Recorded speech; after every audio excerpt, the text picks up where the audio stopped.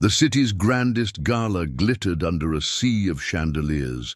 Dresses sparkled like stars, and tuxedos moved like black shadows across the marble floors. Everyone who mattered was there: investors, socialites, celebrities.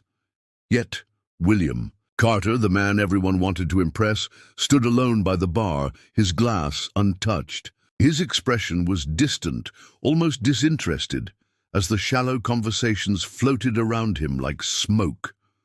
Across the room, a murmur rippled through the crowd.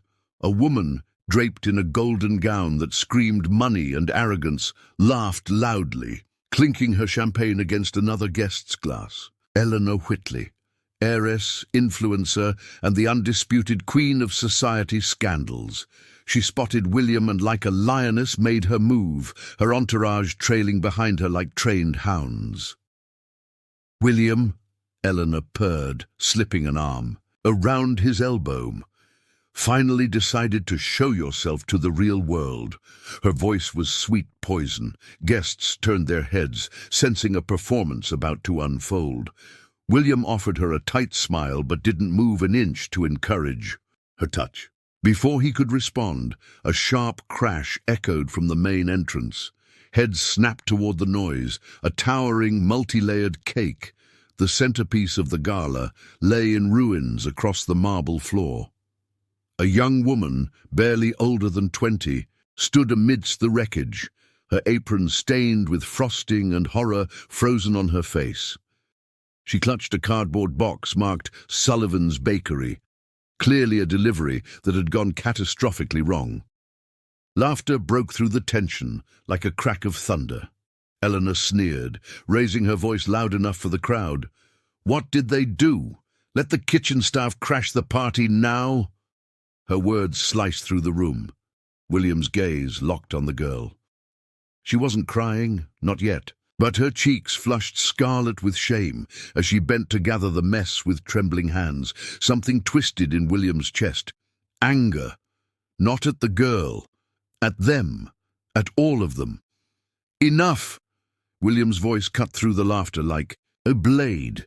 The room fell eerily silent. All eyes turned to him as he stepped forward, his expensive shoes splattering frosting as he approached the girl. He knelt beside her, his custom-made suit brushing the sticky marble, and helped her gather the broken pieces. "You're not the one who should be embarrassed," he said low enough for her to hear, handing her a shard of ceramic. Her eyes, wide and glassy with unshed tears, blinked up at him. For a heartbeat, the world around them ceased to exist.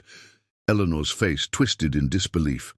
"William, really? She's nobody," she barked, her voice rising with fury. "You're humiliating yourself." He rose slowly, facing Eleanor with a calmness that felt more dangerous than any shout.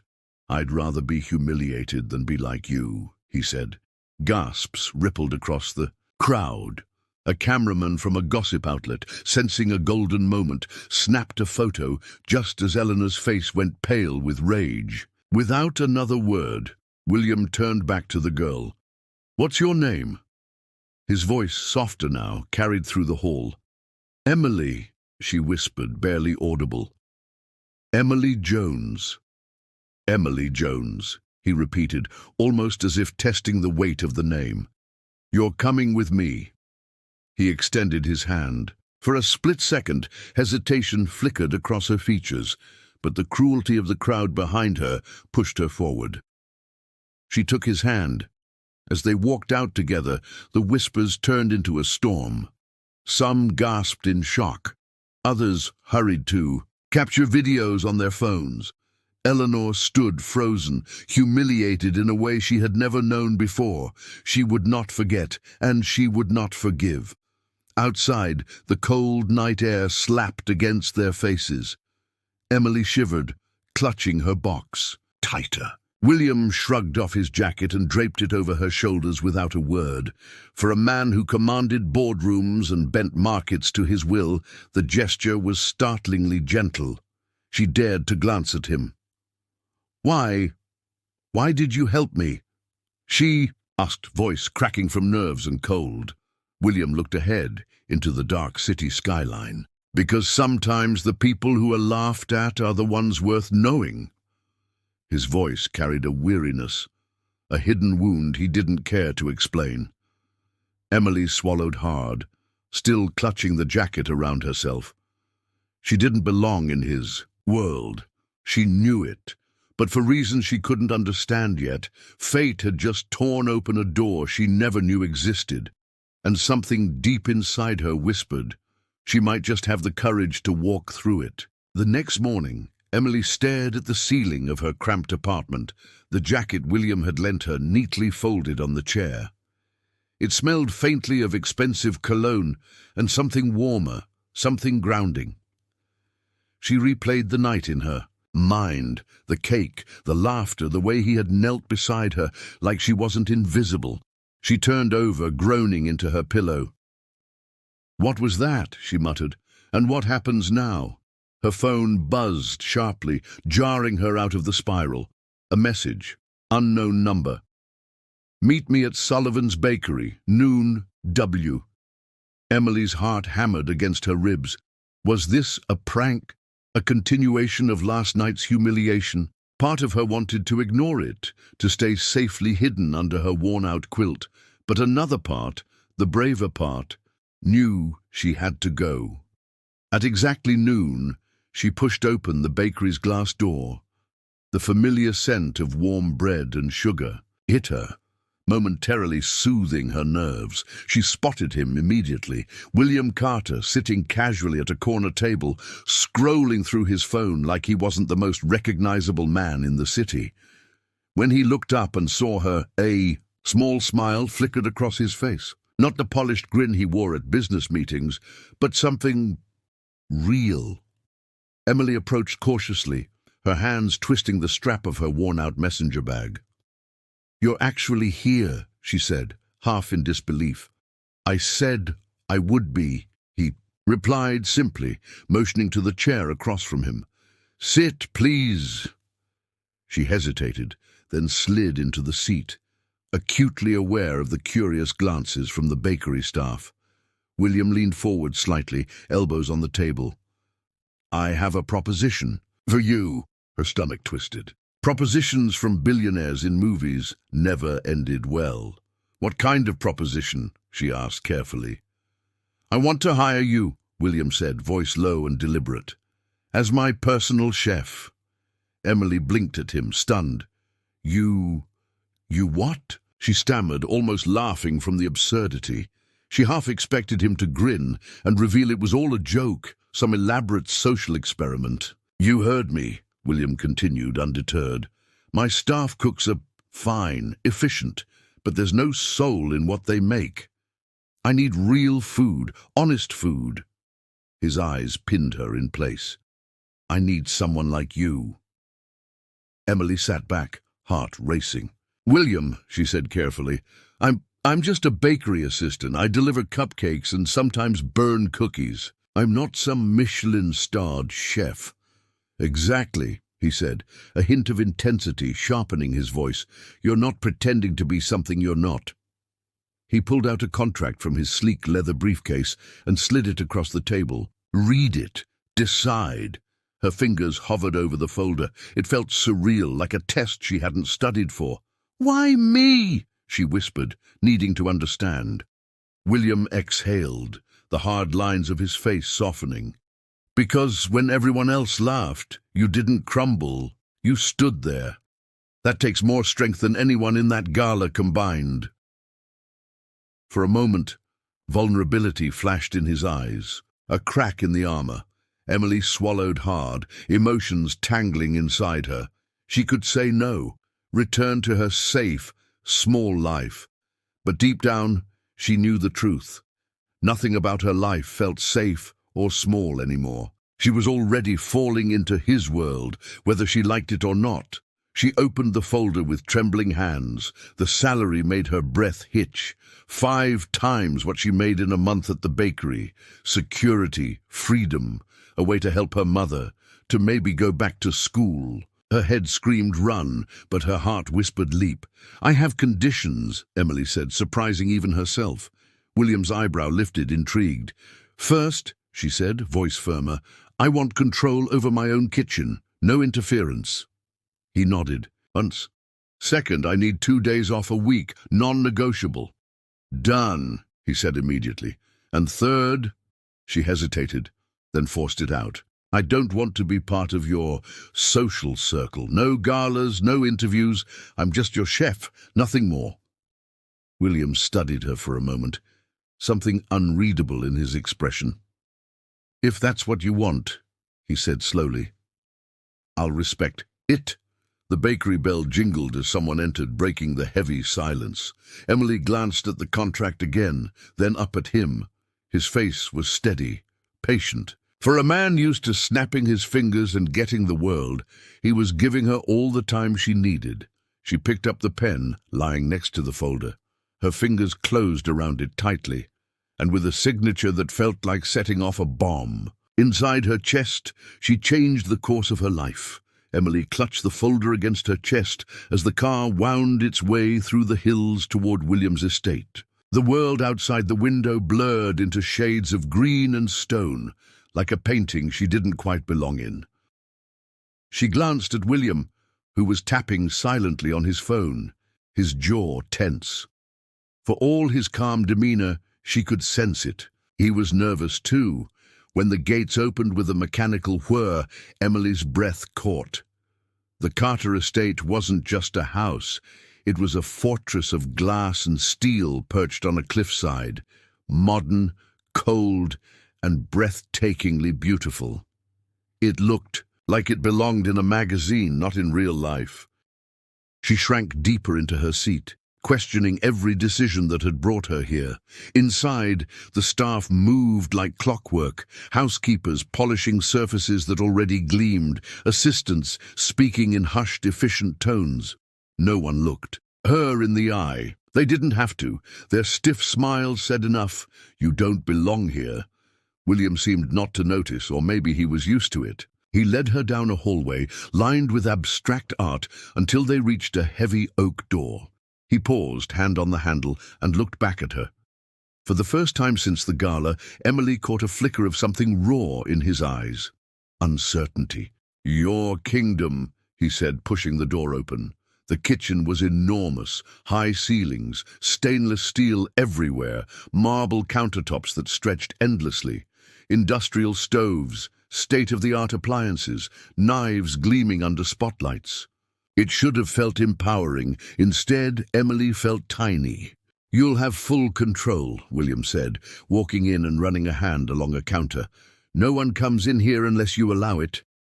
Not even me." His mouth twitched upward, but it didn't quite reach his eyes.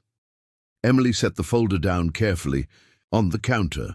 She wandered the kitchen, fingertips brushing surfaces, inspecting the spice racks, the ingredient pantry. It was perfect. Sterile, yes, but perfect.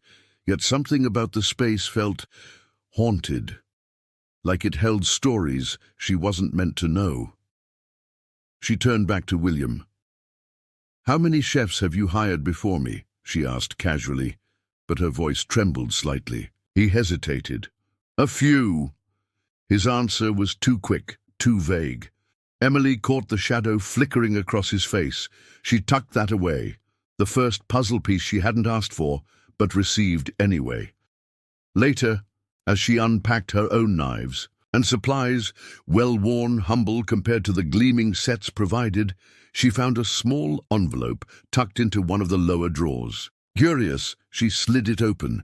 Inside was a crumpled photo of a woman in chef whites standing in the very kitchen Emily now occupied. The woman was smiling broadly, flower on her nose, pride in her stance. Written on the back in messy cursive, "For better days." Duh. Emily's throat tightened. She glanced at the door, but William was long gone. A cold prickle ran down her spine. Who was A? Why was her photo hidden, forgotten? Dinner that night was awkward. Emily cooked a simple meal. Roast chicken, mashed potatoes, sautéed greens, the kind of food that smelled like home. She plated it carefully and brought it to William, who was sitting alone at a long, cold dining table that could seat 20. He looked up, surprised, as she set the plate down. "You're not eating." She shook her head. "Chef eats after the client." It wasn't just politeness. She needed distance, needed to remember this was a job, not an invitation into his world. William studied the food, then her. Something heavy settled between them. "You cook like this every day at the bakery?" "Only when they let me," she said, trying to sound casual. She didn't want to talk about the bakery, about how the owner stole her best recipes and claimed them as his own, about how she had been invisible even there. William ate slowly, deliberately. Emily noticed something odd. He chewed thoughtfully, like he was trying to remember something the taste reminded him of. When he finished, he pushed the plate slightly forward. "Best meal I've had in years." A flush crept up her neck. She opened her mouth to thank him, but a loud crash echoed down the hall before she could. Both their heads snapped toward the noise. William's face tightened, the easy calm he wore slipping away in an instant. "Stay here," he said, his voice low and hard. But Emily had already seen the truth in his eyes. There were things in this house, secrets that no contract could protect her from. Emily stood frozen in the kitchen, heart hammering against her ribs. The crash had shattered the fragile calm William built around himself. She glanced toward the door, half expecting something or someone to burst through it. The silence that followed was somehow louder, pressing against her ears until she thought she might scream. Seconds ticked by. William didn't return immediately. Against her better judgment, Emily crept toward the entrance, peeking down the dim hallway. Shadows stretched long and uncertain. She caught a glimpse of William speaking urgently with a man in a black suit, a bodyguard maybe. But their voices were muffled, indecipherable. Part of her wanted to retreat, to pretend. She hadn't seen anything. But another, more stubborn part, the part that survived bakery backrooms and elitist mockery, pushed her forward. Carefully, silently, Emily inched closer, her shoes making no sound against the marble floors, polished to a mirror shine. William's words finally floated back to her, sharp and brittle. "I told you, lock that door. No one is allowed downstairs." The bodyguard muttered something she couldn't catch, but William's reply was cold and unmistakable. "If anyone gets down there, it's over. Understand me? Over." Emily's heart skipped painfully. Downstairs. What was he hiding? She thought of the abandoned photo in the drawer, the haunted look that flickered across William's face when she mentioned previous chefs. Dread slithered into her stomach, heavy and coiled. When William returned to the kitchen, his face was a mask of calm, but she saw the tightness around his mouth, the storm behind his eyes. "False alarm," he said smoothly, picking up a glass of water as if nothing had happened. "Sorry if it scared." "You?" Emily nodded stiffly, pretending to buy the lie. She dried her hands on her apron to hide how much they were shaking. "It's fine." Her voice betrayed her, thinner than she intended. William's eyes lingered on her a moment too long, as if he wanted to say more, but didn't. That night, Emily couldn't sleep. The room they had given her, a guest suite bigger than her entire apartment, felt more like a cage. She tossed and turned, haunted by images she couldn't explain. The hidden photo, the slammed doors, the warning in William's voice. She didn't know this man at all. Somewhere past midnight, driven by an ache she couldn't name, she slipped quietly from her room. The mansion was silent, save for the distant hum of electronics and the sigh of wind against the windows. She padded barefoot through the halls, feeling half like an intruder, half like a detective. The staircase to the lower floors was tucked, away behind an unassuming door near the library. Emily's hand hovered over the handle. Every instinct screamed at her to go back, but her curiosity, sharper than fear now, urged her on. She pushed the door open, Cold air whooshed up from the dark stairwell, smelling faintly of damp stone and something metallic. Emily wrapped her arms around herself and descended cautiously, the steps creaking under her weight. She reached the bottom, where another, heavy, door barred her path. She pressed her ear against it, voices, faint but urgent, two men arguing. One of them she recognized instantly. William. The other voice was unfamiliar, rougher, angrier. "You can't keep it hidden forever," the stranger hissed. "I have no choice," William snapped back. "Too many lives were ruined the last time." Emily jerked away from the door as if burned. She didn't understand. Not fully. But one thing was clear. William was keeping something buried deep, something that had hurt people before. A secret so dangerous he was willing to lie, manipulate, even threaten to protect it. She fled back up the stairs, her pulse a wild drumbeat in her ears. She couldn't breathe until she was safely locked inside her room again, back under her quilt, the walls of the suite pressing in around her like a tomb. Morning came with brutal clarity. Emily stumbled into the kitchen, dark circles under her eyes, only to find William already there. He was reading the newspaper, acting as if everything was normal. He looked up at her and smiled, forced, tight, and for the first time she realized something terrifying. William Carter was a man at war with himself. And Emily? She had just stepped onto the battlefield. The kitchen was bathed in the soft golden light of morning, but to Emily everything felt colder, heavier. She kept her distance from William, watching him out of the corner of her eye as he sipped black coffee and skimmed headlines. To the world, he looked like any other powerful businessman. Only she knew the cracks beneath the surface. She pulled out ingredients from the pantry mechanically, eggs, flour, sugar, planning to bake something simple to fill the silence. Her movements were efficient, but her mind raced. Every clink of a spoon, every whisk of batter felt louder, as if the house itself was listening. She needed something normal, something familiar. As she cracked eggs into a bowl, she heard William's chair scrape back.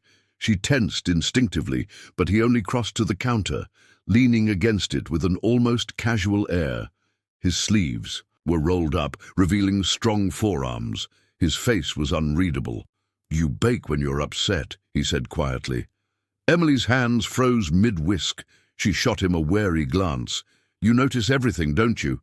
"Only the important things," William replied, his voice rougher than usual, like he was tired of pretending. There was a beat of uncomfortable silence before Emily spoke again. "Is there anything you don't control in this house?" Her tone was sharper than she intended, but she didn't apologize. She was done tiptoeing around him. William smiled thinly, sadness flickering across his face. "More than you think." He reached for a stray apple from the fruit bowl, tossing it lightly between his hands. Sometimes, the things we try hardest to control are the things slipping away fastest. Emily set the whisk down harder than necessary. "You mean secrets?" she asked without looking at him. The air shifted. She could feel his guard snapping back up. "Some things are better left buried, Emily," William said quietly, almost a plea. She turned to face him fully, flour dusting her apron, defiance burning in her chest. "Buried things have a habit of clawing their way out eventually," she said. "Especially in houses like this." Their eyes locked, her honesty against his silence. For a moment she thought he might storm out. Instead, he did something she didn't expect. He laughed, low, bitter, almost amazed. "You're dangerous," he murmured. "More dangerous than anyone here realizes." Emily crossed her arms. "Because I tell you the truth?" "Because you make me want to," he said, so quietly she almost didn't hear it. The weight of his confession hung between them, thick and heavy. Emily didn't know what to say. No one had ever looked at her like that, like she was a mirror he couldn't escape from. She broke the gaze first, busying herself with the cake batter, as if the simple repetitive motion could shield her. William didn't push. He just stood there, watching her stir and measure and pour. When the cake went into the oven, the smell of vanilla and sugar filled the kitchen, wrapping them both in something fragile and fleeting, a memory of easier times neither had truly known. Finally, William cleared his throat. "Let me help," he said awkwardly, reaching for a second apron hanging on a hook. Emily blinked at him. "You? Cook?" He smirked. "Stranger things have happened." And so, side by side, they prepared lunch: pasta, roasted vegetables, a simple salad. William was clumsy at first, slicing a tomato too thick, nearly burning the garlic. Emily laughed, really laughed, for the first time since arriving. The sound startled them both. In that warm, messy kitchen, something shifted. The walls between them, so carefully built, began to crumble brick by cautious brick.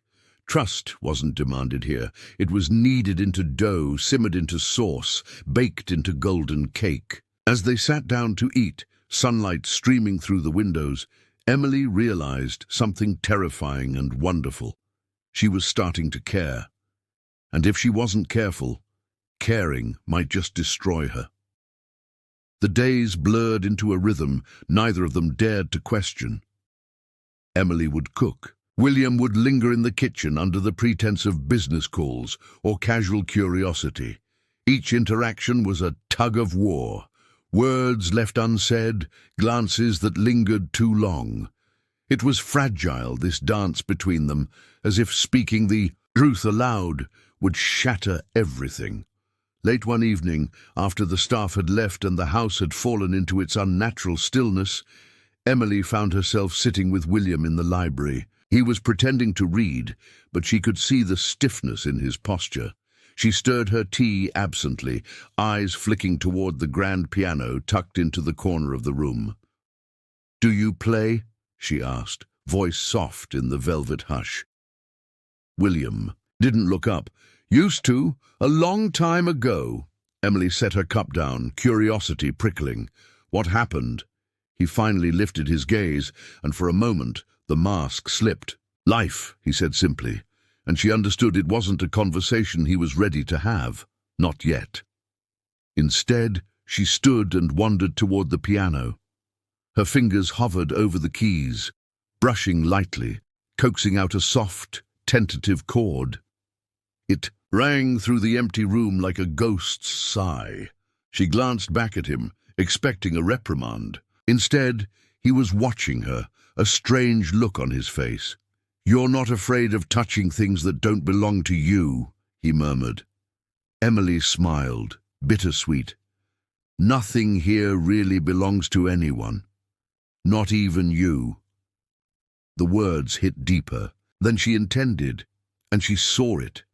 The flicker of pain he tried so hard to hide. That night, as Emily lay in bed, she couldn't shake the feeling that she was being drawn into something much bigger than herself. The man upstairs, the house itself. It was like a labyrinth, and somewhere at the center something was waiting, watching. A few nights later, her suspicions took root. She was finishing cleaning up the kitchen when she heard it, voices again coming from below, but this time it wasn't anger she heard. It was pleading, desperation. "You promised!"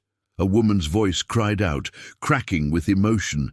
"I did what I had to," William's voice snapped back. Emily pressed herself against the wall, heart pounding. She couldn't make out much more, but one thing was clear. William was not just protecting secrets. He was making enemies, and whoever that woman was, she had once mattered deeply.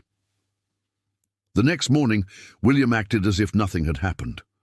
But Emily noticed the shadows under his eyes, the way his hands trembled slightly when he thought. No one was watching. He was unraveling, and if she stayed close, she might get pulled under too. As she set breakfast in front of him, their hands brushed, just barely, but enough to make her flinch back. William froze. "Emily." She shook her head, stepping away. "I need space," she said quickly, voice almost breaking. "I can't breathe in this house." He didn't argue. He just watched her leave, the ache in his eyes saying all the things he wouldn't. Outside, Emily gulped the crisp autumn air like it was salvation. She sat on the stone steps overlooking the cliffs, wrapping her arms around herself. She knew. Now, there were pieces of William Carter no one had ever seen, shards sharp enough to cut, and still some reckless part of her wanted to reach for him. Later that evening, when she returned to the kitchen, she found a small slip of paper, folded neatly on the counter. No signature, just a line scribbled in hurried ink. "You deserve to know the truth, but are you ready to hear it?" Emily closed her eyes, a shiver running down her spine. The game had changed. And ready or not, she was already too deep to walk away. The note weighed heavily in Emily's pocket all day. Every time she touched it, her heart clenched. Questions gnawed at her louder than ever. Who left it? Was it a warning? An invitation? By the time dinner rolled around, she was unraveling, nerves stretched so tight she jumped at every sound. William noticed. Of course he did. He always noticed. But he said nothing, his eyes following her as she moved around the kitchen, quietly, observing, waiting for her to crack. Emily hated how well he could read her now, how exposed she felt even without speaking a word. When she placed his plate in front of him, their eyes locked for a beat too long. Emily couldn't take it. She blurted the words out like ripping off a bandage. "Who's the woman?" she asked. "The one you were arguing with downstairs?" The fork in William's hand froze mid-air. For a heartbeat, the world seemed to stop breathing. Then he set the fork down carefully, his expression closing off like a vault. "You were eavesdropping," he said, voice dangerously low. "You were hiding," Emily shot back, surprising herself with the fierceness. "I deserve to know what I'm caught up in." Her hands trembled slightly, but she didn't back down. She couldn't. William leaned back in his chair, studying her with a coldness she hadn't seen before. "Curiosity," he said slowly, "can be a dangerous thing, Emily." "So can silence," she replied, "especially when it's filled with lies." Something flickered in his eyes. Guilt, maybe, or something darker. For a moment she thought he might confess. Instead, he stood abruptly, sending his chair scraping harshly against the floor. "Stay out of things you don't understand," he snapped, before disappearing down the hallway without another word. Emily stood there, shaking with anger and fear and something worse. Betrayal. She had trusted him more than she should have. She had believed, even for a moment, that maybe she was safe here. Stupid, naive.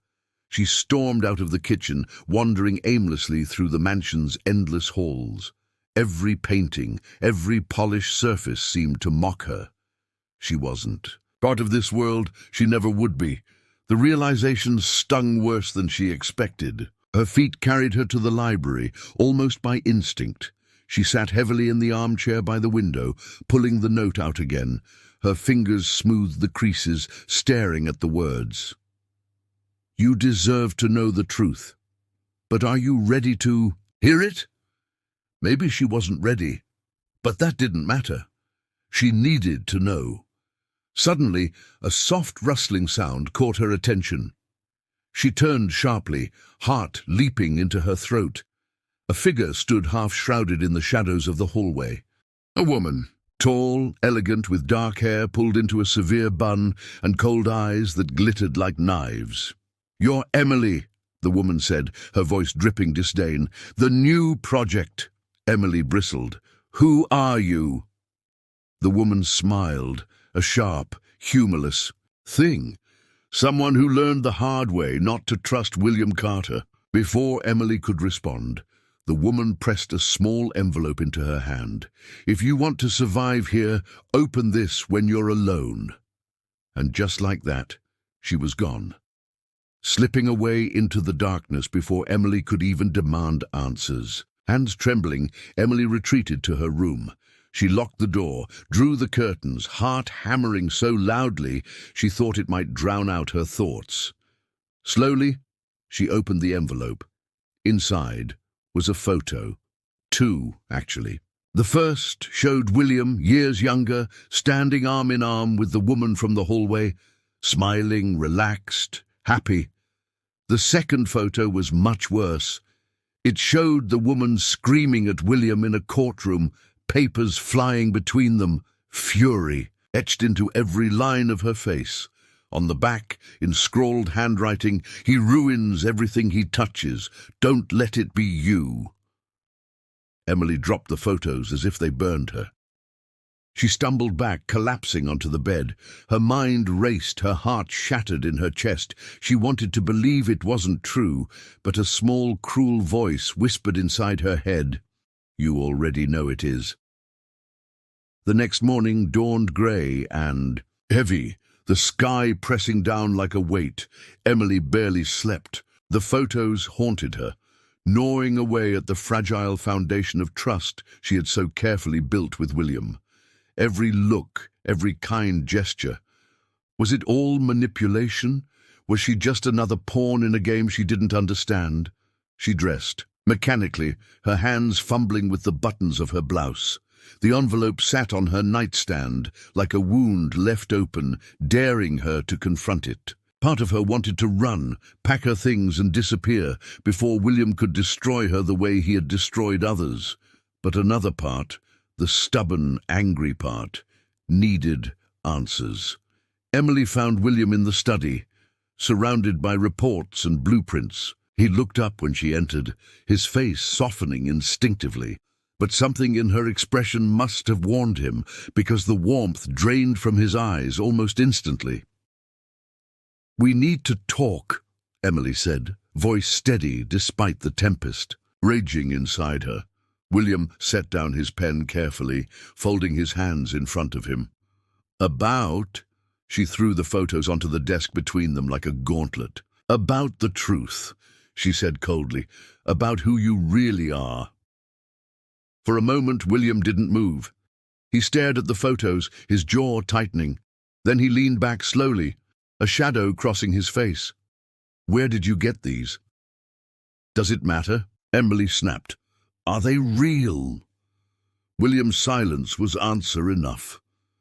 Emily felt something inside her crack, a deep fissure spreading through the trust she had foolishly placed in him. "You ruined her life," she said, voice breaking despite herself, "and now you're doing the same to me."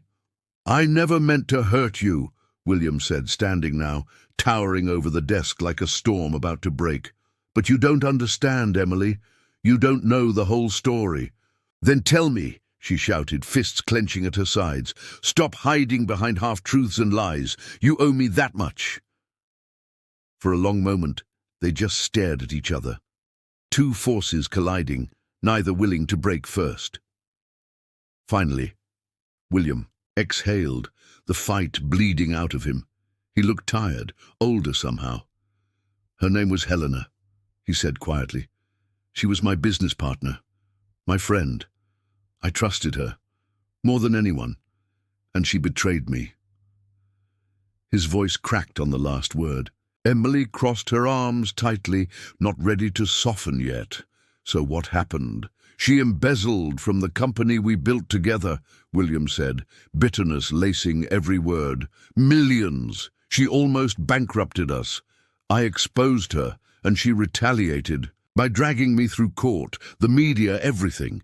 She destroyed my reputation because she couldn't destroy my success." Emily wanted to believe him. God, she wanted to. But the doubt gnawed at her like termites under a floorboard. "And now, you're dragging me into your world of secrets and enemies without even giving me a choice."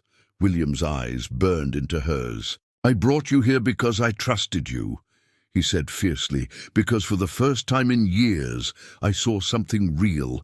And you're right, maybe I ruin everything I touch, but I never wanted to ruin you." The rawness in his voice punched a hole straight through her defenses. Emily staggered back a step, the force of her emotions nearly buckling her knees. Anger, sorrow, fear, they all tangled inside her, an unbearable knot. "I need time," she whispered. "I need to think." William nodded once, stiffly. "Take all the time you need." Emily fled before he could see the tears streaming down her face.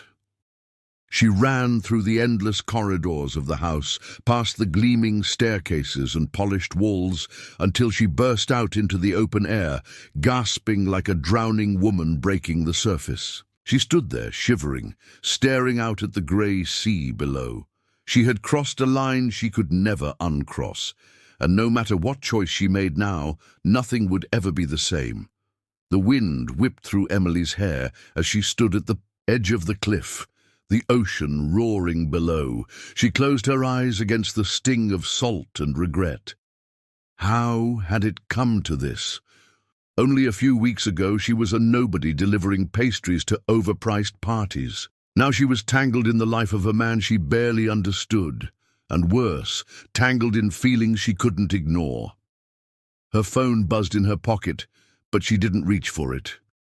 She knew it was William, or maybe it was Helena, ready to twist the knife deeper.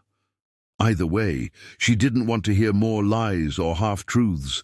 She needed to hear her own voice first, the one she had been silencing for too long. Instead of returning to the mansion, Emily found herself wandering through the narrow streets of the nearby village. It was quiet here, the houses weathered but warm, children's laughter drifting on the breeze. For a brief, painful moment, she wished she belonged here. Somewhere small, somewhere safe. An old church sat at the center of town, its wooden, the doors wide open. Emily hesitated on the threshold before slipping inside. The smell of old wood and melted wax wrapped around her like a blanket.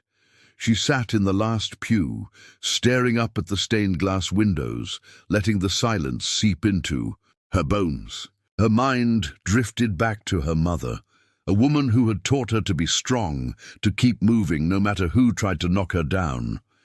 Her mother had worked 3 jobs, never complained, and taught Emily that trust was a luxury they couldn't afford. Maybe that's why this betrayal cut so deep. She had allowed herself to believe she could be different, that she could be loved without fear. A soft cough broke her reverie.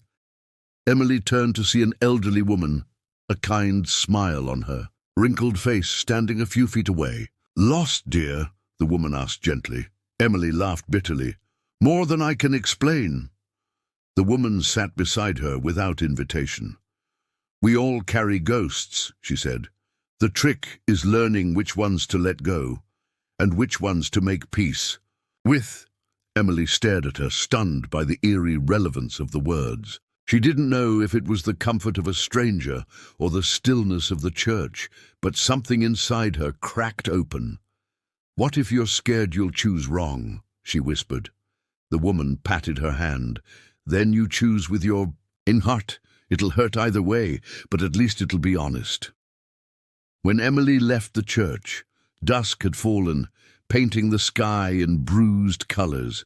She walked slowly back toward the mansion, her steps heavier with each passing moment.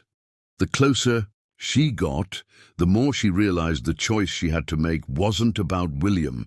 It was about herself. Was she going to keep running every time the ground shifted beneath her feet? Or was she finally going to stand still and fight? Not for him, but for the life she wanted. Lights glowed warmly from the windows as she approached the house. It looked different now, less like a fortress, more like a test. She paused at the front door, her hand hovering over the handle, her heart thundering so loudly she wondered if William could hear it too. When she pushed the door open, the house was silent, too silent. Her steps echoed as she crossed the foyer. No staff. No William, just shadows and unanswered questions. She made her way to the kitchen, half expecting to find him waiting at the counter like always. Instead, she found another envelope. No handwriting this time, just her name printed, neatly on the front, Emily tore it open with shaking hands, her eyes devouring the words inside. "If you can forgive me, meet me where it all began." No signature, no directions. But she knew exactly where to go.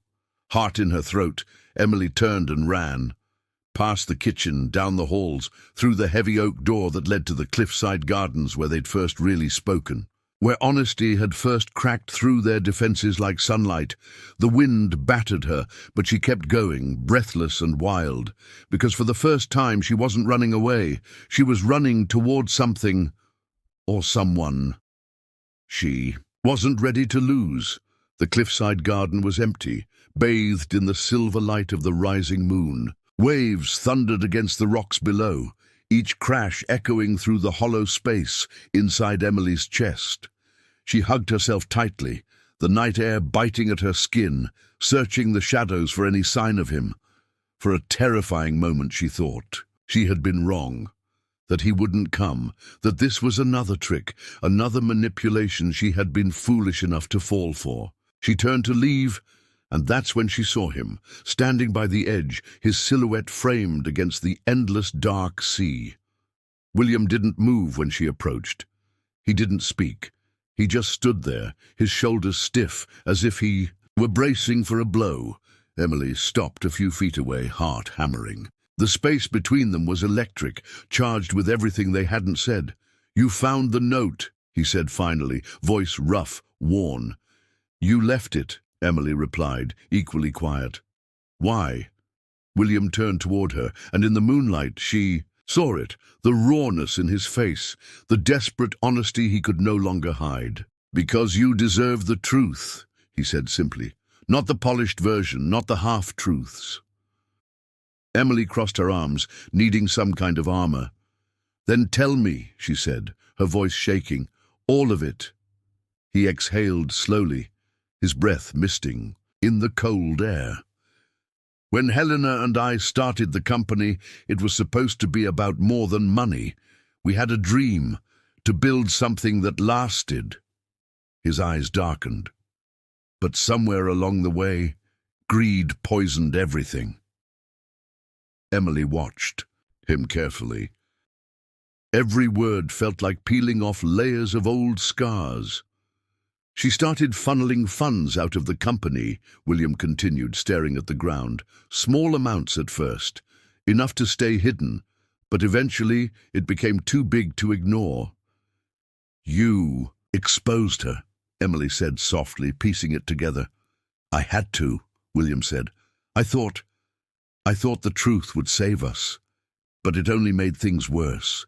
She dragged my name through the mud, twisted everything, said I was the one stealing, and people believed her because the world loves a fall from grace more than it loves the truth." Emily swallowed hard, the weight of his confession settling heavy in her chest. She believed him. God help her, she believed him. But belief wasn't the same as trust. "And me?" she whispered. "Where do I fit into all of this?" William stepped closer, slowly, as if approaching a wild animal that might bolt. "You're the first thing in years that isn't about business or survival or appearances. You're the first real thing I've touched in a long time." His voice broke. "And I'm terrified. I'll destroy you too." The words ripped through her, more devastating than any accusation or betrayal could have been, because she understood that fear. She carried it in her own heart, the fear of never being enough, of ruining everything good before it could even begin. Emily looked at him, really looked. She saw the cracks, the desperation, the lonely boy trapped inside the powerful man. She thought about the note in the church, about the old woman's words, "Choose with your heart." Slowly, Emily stepped forward until they were only inches apart. "I don't need you to be perfect, William," she said, voice trembling. "I just need you to be honest." "I can do that," he said, hoarse, "if you'll stay." The cliff winds howled around them, but Emily heard nothing but the pounding of her own heart. She reached out, fingers brushing his. It wasn't a kiss, it wasn't a grand gesture. It was something smaller, more important, the beginning of forgiveness.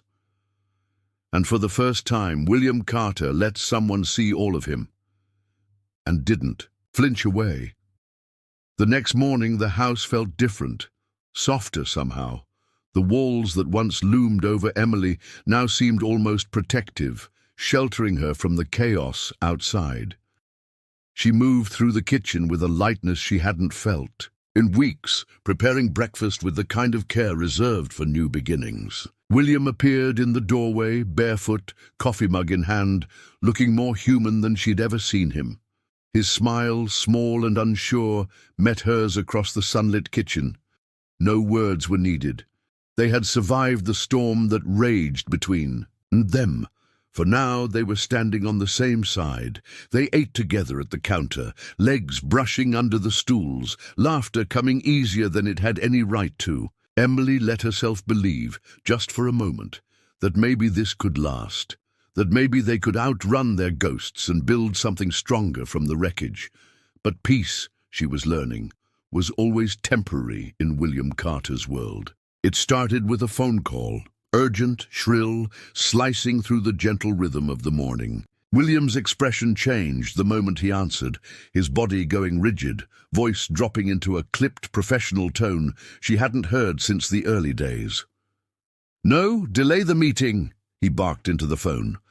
"I'll handle it personally." He ended the call, setting the phone down with a sharp click.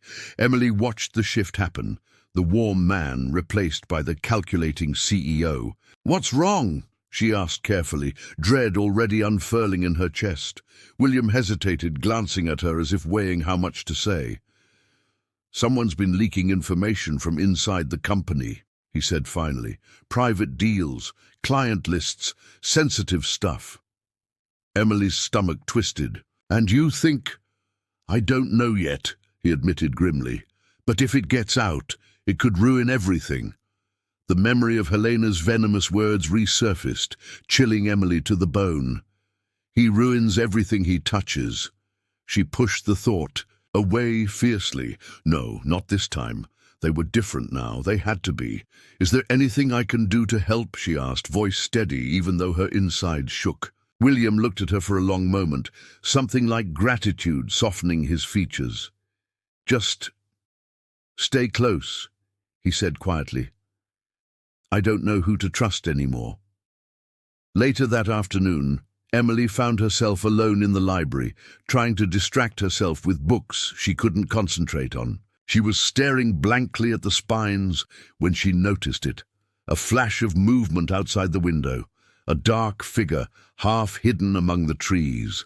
She froze, heart thudding. Was it a gardener? Security? Something about the way the figure moved, cautious, deliberate, set every alarm inside her blaring. She rose slowly, careful not to make noise, and crept closer to the window. The figure turned just enough for her to catch a glimpse of a face she recognized, too late. Helena. Shock rooted Emily to the floor for a second too long. By the time she wrenched herself into motion, the woman had disappeared into the trees. Emily dashed to the door, throwing it open, the cool wind slapping against her skin as she raced outside. "William!" she shouted, but her voice was swallowed by the roar of the waves below. She sprinted toward the cliff path, scanning the grounds desperately, but Helena was gone, a phantom slipping back into the shadows. When she stumbled back, inside, gasping for air, William met her in the hall, alarm etched into his face. "What happened?" "Helena," Emily panted. "She's here. I saw her." The blood drained from William's face. For a moment, pure, unfiltered rage crossed his features. And something else, fear. He grabbed Emily's shoulders, steadying her. "Listen to me," he said urgently. "From now on, you don't go anywhere alone. Do you understand?" Emily nodded, her pulse still hammering. The storm wasn't coming. It was already here. The atmosphere in the mansion thickened, almost suffocating in its heaviness. Extra security appeared overnight, silent men in black posted at every door, every window. Emily couldn't move without feeling a pair of eyes following her. The house that had once seemed too large now felt claustrophobic, like a fortress turned prison. William disappeared for hours at a time, locked in endless meetings or storming through corridors with his phone glued to his ear. Emily tried to stay out of the way, burying herself in the kitchen, but even there she couldn't escape the low hum of fear threading through every wall. It wasn't just Helena lurking in the shadows anymore. It was uncertainty, suspicion, a toxin spreading through every conversation, every glance. Emily no longer knew who she could trust. Even the house staff, once distant but polite, now moved around her stiffly, avoiding her eyes. One afternoon, while organizing the pantry, Emily overheard hushed voices beyond the swinging door. Two maids, whispering urgently. "She's the reason. This is happening," one hissed. "Ever since she came, everything's gone wrong." "She's got him wrapped around her little finger," the other muttered. "He doesn't see what she's doing." Emily's hands clenched into fists. She stepped back, heart pounding. It didn't matter how many cakes she baked or rooms she cleaned. To them, she would always be the outsider, the intruder who broke the invisible rules of their world. When William returned that night, exhaustion hung off him like a second skin. He found Emily in the kitchen, wiping the same spot on the counter over and over, lost in thought. He didn't speak right away. He just watched her with eyes that looked older than they had even a week ago. "You're scared," Emily said. Finally, not as an accusation, but as a quiet truth. William nodded slowly. "Helena's not just trying to destroy me anymore," he said. "She's trying to destroy you too." "Why?" Emily whispered. "Because hurting you is the only way left to hurt me," he said, voice breaking. The vulnerability in his face shattered whatever barriers Emily still had left. She crossed the room and wrapped her arms around him, feeling him tense before he finally, slowly, allowed himself to collapse into her. For a long moment, they just stood there, two broken people clinging to the only thing that made sense anymore. The next morning, the betrayal came. Emily woke to the shrill buzz of her phone. Dozens of missed calls, flashing headlines, messages, pouring in faster than she could read. Her stomach twisted as she clicked open the first news article. Baker turned billionaire's mistress, Emily Jones accused of corporate espionage. Beneath the headline was a photo, her photo, splashed across every tabloid site in the city. Emily stumbled out of bed, barely able to breathe. She found William already in the library, pacing like a caged animal. When he saw her, something close to horror flickered in his eyes. "It's bad," he said simply. "How did they get this?" she demanded, voice shaking with rage and disbelief. "Someone inside," William said grimly. "Someone leaked fake evidence, documents, emails, all forged to make you look guilty." Emily staggered back, the room spinning around her. "They'll believe it," she said hollowly. "Even if it's not true, they'll believe it." William crossed the room in two strides, gripping her arms tightly. "I won't let them destroy you," he said fiercely. "I swear it." But Emily saw the desperation in his eyes and the terrible truth. Some battles couldn't be won with promises alone. Some battles demanded blood. The next 24 hours blurred into chaos. Calls from lawyers, furious emails from investors, headlines. Growing uglier by the minute, Emily's name became synonymous with betrayal.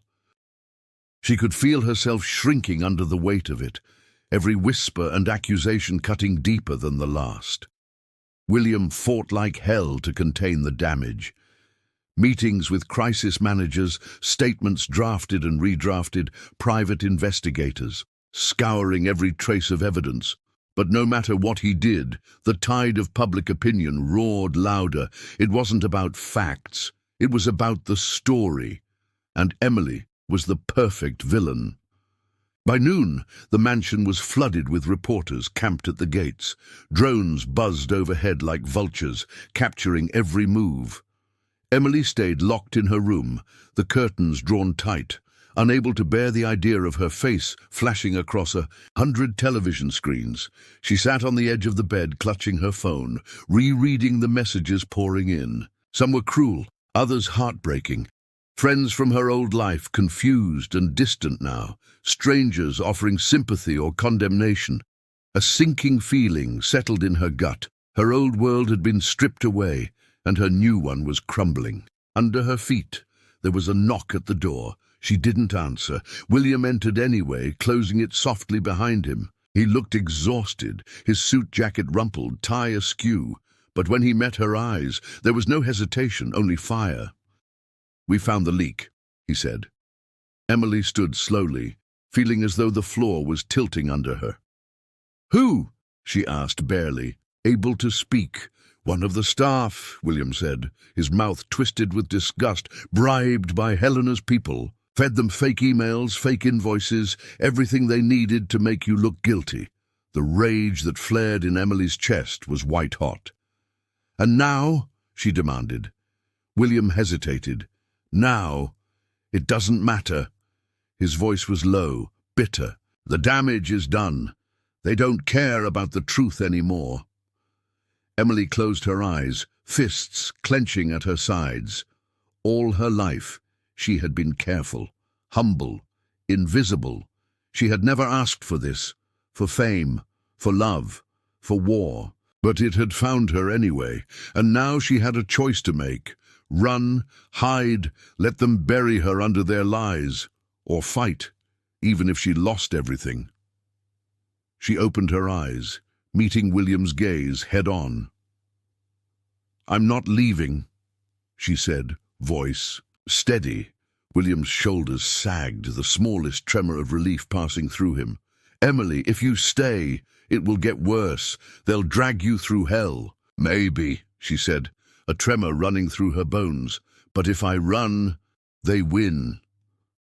For a long moment, neither of them moved. Then William crossed the room and pulled her into his arms, holding her so tightly she thought he might be trying to shield her from the entire world. "Whatever happens," he whispered against her hair, "we face it together." That night, Emily stood in the grand entrance hall, facing a sea of reporters flashing cameras through the iron gates. William stood beside her, calm and unshakable, his hand brushing against hers like a silent promise. She stepped forward, her heart pounding so hard she thought it might explode. She didn't need a speech. She didn't need perfect words. All she needed was the truth. "I'm not what they say," Emily said, voice carrying clear through the cool night air. "I may not belong in your world, but I know who I am." The cameras kept flashing, the questions kept shouting, but somewhere inside her a new strength lit. Up like fire, they would not break her. Not now, not ever. The morning after their stand at the gates, the world didn't magically heal, but something shifted. Emily felt it deep in her bones, like the first crack of sunlight after a storm. She wasn't invisible anymore, and even if the tabloids screamed louder than the truth, she had refused to be erased. Inside the mansion, there was no time to rest. William moved with renewed purpose, fueled by anger and something stronger, hope. Emily shadowed him through conference calls, lawyer meetings, endless strategy sessions. Every time she faltered, his hand found hers under the table, steadying her without a word. By noon, their legal team delivered the breakthrough they had prayed for. Hard evidence, real, undeniable, linking Helena to the falsified documents and the planted stories. Surveillance footage, wire transfers. Enough to not just clear Emily's name, but to burn Helena's entire operation to the ground. William stood at the head of the long oak table in the war room, fists clenched as the final report was laid out. His jaw tightened. His voice, when he spoke, was ice. "We go public," he said. "We take everything she built on lies and tear it apart." Emily nodded silently beside him. The fear was still there, buzzing under her skin, but it no longer controlled her. She wasn't the same girl who had stumbled into his world, carrying a box of cupcakes and a heart full of dreams. Later that afternoon, a press conference was hastily arranged. William insisted Emily be there beside him, not hidden, not protected, equal. The truth wasn't just his to tell anymore. It was theirs. The grand hall of the Carter building buzzed with reporters, cameras, and the hungry scent of scandal. William stepped up to the podium first, his presence commanding. The room fell silent at once, every eye locked on him. He didn't mince words. He laid out the evidence methodically, ruthlessly. Every lie Helena had spun was stripped bare, every scheme exposed. And when he finished, he turned, not to the cameras, but to Emily. He offered her the microphone, offered her the choice. Emily stepped forward, the weight of hundreds of flashing bulbs crashing down on her. She took a breath, a deep anchoring, and spoke. "I am not perfect," she said, voice steady despite the tremor threatening to betray her. "But I am not a thief. I am not a liar. I will not be your scapegoat." The murmurs rose, a tide of disbelief and grudging admiration. She could feel it. The shift, the moment when the crowd realized they were not watching a victim, but a survivor. When they left the podium, reporters still shouted questions, but Emily barely heard them. William's hand found hers again as they slipped into the waiting car.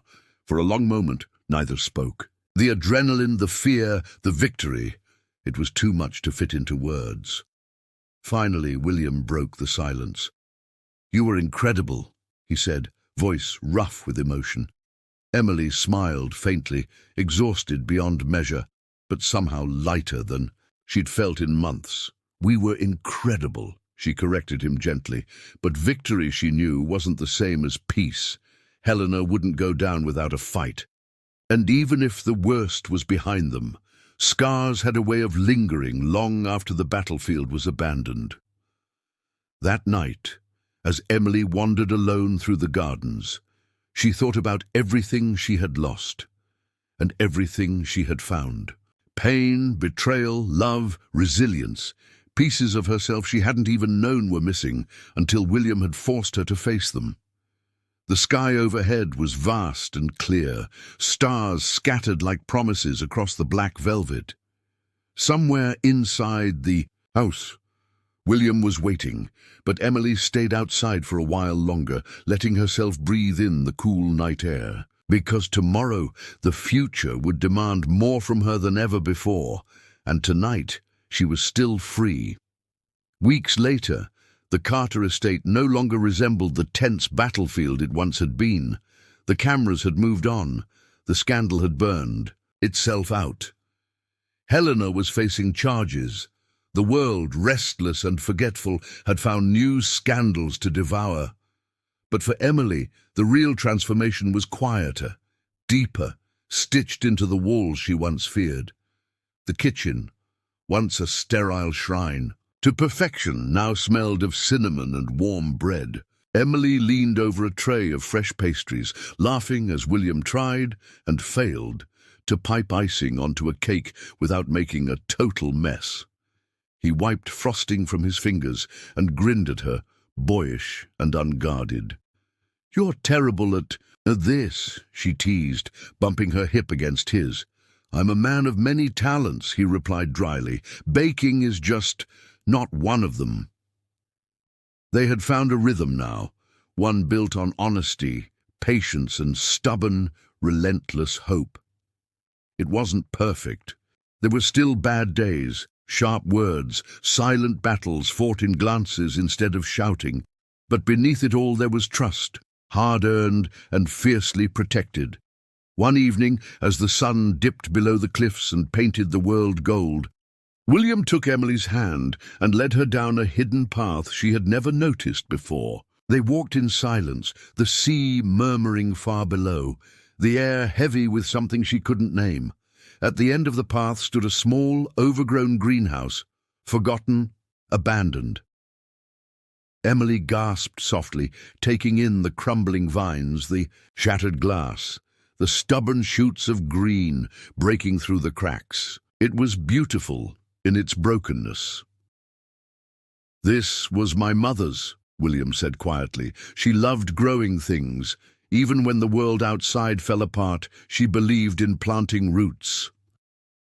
Emily turned to him, heart swelling painfully. She understood. Now, understood why he fought so hard, why he built walls so high. He hadn't been protecting himself from the world. He had been protecting the fragile, precious parts of himself that still dared to hope. "I want to rebuild it," William said, voice rough. "Not alone, with you." Emily blinked, her throat tightening. "Me," she whispered. "You," he said simply, as if there had never been another choice. "You're the only thing real enough, strong, enough to make something new here." Tears blurred her vision. She reached out, brushing her fingers over his. "Okay," she whispered, "let's build something together." Over the next few months, the greenhouse became their sanctuary. They cleared the debris, planted herbs and flowers, laughed and fought, and dreamed in the patch of stubborn earth no scandal could touch. Emily learned the patience of growth, how some roots took time to settle before they flourished. Word spread quietly through the city about what they were building. Not a business empire, not a dynasty, but a small, stubborn dream. A bakery and garden cafe open to everyone. No velvet ropes, no secret passwords, just warmth, honesty, and food made with care. On opening day, the line stretched down the hill. Locals, tourists, even some of William's old enemies, all waiting for a taste of something that wasn't polished or marketed, but real. Emily stood at the counter, apron dusted with flour, heart hammering in her chest. William stood behind, her a hand on her shoulder, steady and sure. "You did this," he murmured. "We did," she corrected, smiling up at him through the joyful chaos. As the first customer stepped forward, a little girl clutching her mother's hand, Emily leaned across the counter, offering a cupcake topped with wild flowers from their garden. "Welcome to Roots and Dreams," she said, voice steady and proud. And as laughter and conversation filled the air, as the greenhouse bloomed around them and the sea sang below, Emily knew, for the first time in her life, she wasn't just surviving anymore. She was finally, fiercely living. Wow, what a story, right? I'd love to hear what you thought. Drop a comment, rate it from 1 to 10, and tell me where you're watching from. And hey, don't forget to subscribe and check out the other stories we have on the channel. There's so much more waiting for you.